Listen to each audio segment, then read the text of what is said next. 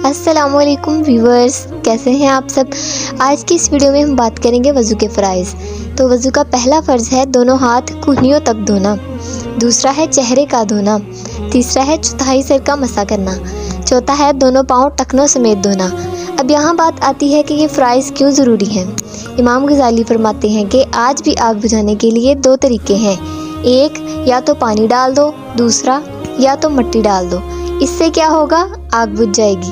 امام غزالی فرماتے ہیں کہ جو بندہ وضو کرتا ہے، پانی نہیں ہے تو تیمم کرتا ہے، یہ پانی یا مٹی جہنم کی آگ کو بجھا دے گی۔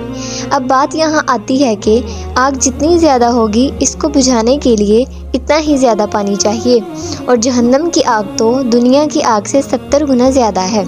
اس کے لیے تو وضو کا پانی بہت ہی کم ہے، لیکن وضو کی فضیلت دیکھیں، یہ پانی کے تھوڑے سے قطرے اس بندے کے لیے جہنم کی آگ کو بجھا دیں گے۔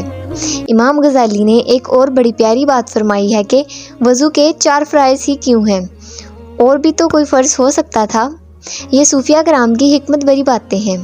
امام غزالی فرماتے ہیں کہ 4 عذاب ہیں اور وضو کے فرائض بھی 4 ہیں۔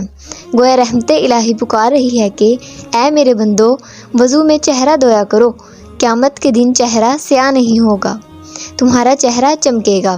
فرمایا اپنے ہاتھ دھویا کرو، تمہارا نامہ اعمال الٹے ہاتھ میں نہیں تمہارے سیدھے ہاتھ میں دیا جائے گا۔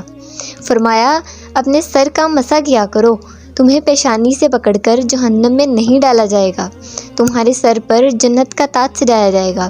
فرمایا پیر دھویا کرو، تمہارے پیروں میں جہنم کی بیڑیاں نہیں پڑیں گی، پل صراط پر تمہارے پیر ڈگمگائیں گے نہیں، بلکہ تم آسانی سے جنت میں داخل ہو جاؤ گے۔ امید کرتی ہوں آپ کو یہ ویڈیو بہت ہی پسند آئی ہوگی۔ اس طرح کی مزید ویڈیوز کے لیے لائک، شیئر اور کمنٹ کریں، اور ہمارے چینل کو سبسکرائب کرنا مت بھولیے گا۔ اللہ حافظ۔